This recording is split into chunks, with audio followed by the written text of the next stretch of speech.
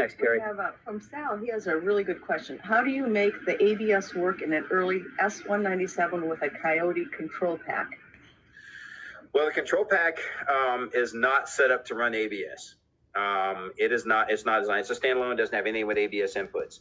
So, in order to do that, I don't think we could actually do that physically through the control pack.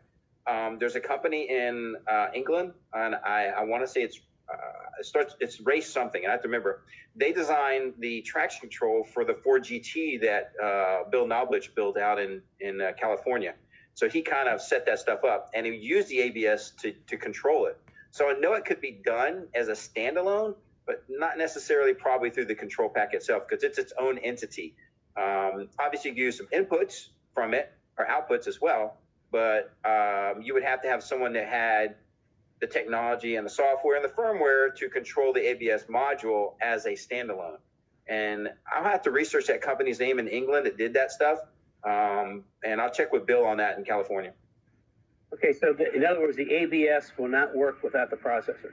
Correct.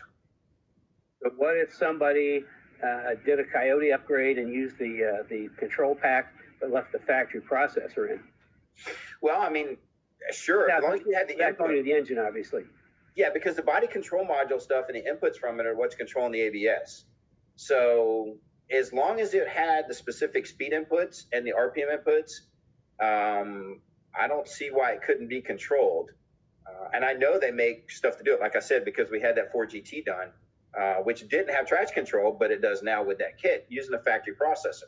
So it's a standalone deal. So I know that it could be done. I do not know how to do it myself. It made me think of something. I think that some of the race car guys were using a Bosch ABS system. I don't know if that would tie into the Ford one or not. I'm gonna have to check on that. But so yeah, you got a problem with ABS and engine swaps. Mm-hmm.